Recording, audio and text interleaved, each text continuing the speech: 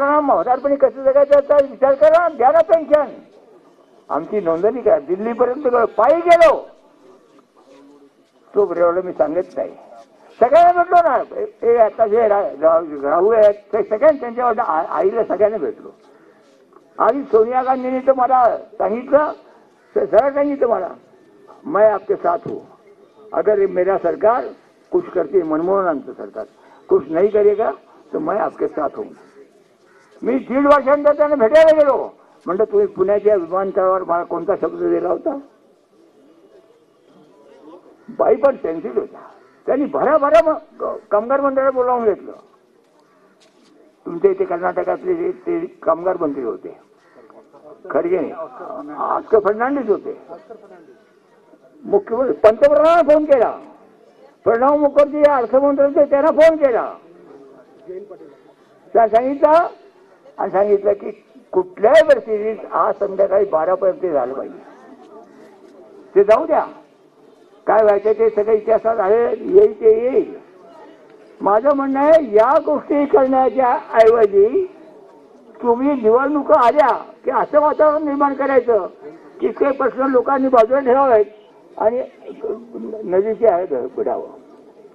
तर ही गोष्ट लागल्यामुळे ह्या 2 गोष्टी महत्वाच्या आणि बाकीच्या म्हणता ह्या गोष्टी आहेत, अनुषंगाने येण्याच्या गोष्टी आहेत.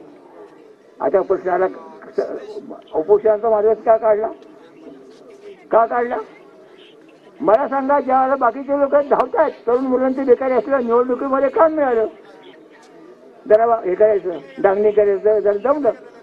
सगळेच तशी करतात असं नाही, ते जाऊ द्या. पण मला वाटलं की लोकांची, तरुण मुलांची, सर्वांची फसवणूक चालली आहे. शेतकऱ्याची फसवणूक चालली आहे, तरुणांची फसवणूक. तात्पुरते म्हणजे खूप वेळा वाजेल. पुढं काय एक पक्ष एक नेता, यांच्या जाहीरनाम्यात आहे एक पक्ष. तुम्हाला हे मान्य आहे? जरा बोला ना. नसेल तर मग ते सारखं म्हणतात आम्हाला ते करायचंय. म्हणून ते काय म्हणतात, लोकसभेमध्ये मी येणार नाही, हजेरी लावणार नाही, तुम्ही काही बडबडा.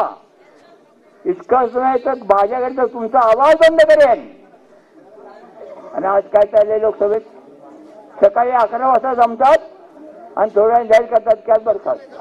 अडाणीचं नाव घ्यायचं नाही. अडाणीच्या बद्दलची चर्चा, मी जो प्रश्न उपस्थित केला, स्वतःची अटक टाळण्यासाठी, त्यांची आर्थिक जगतात गेलेली पद सावरण्यासाठी त्यांची जी धडपड चालली आहे, विलक्षण धडपड.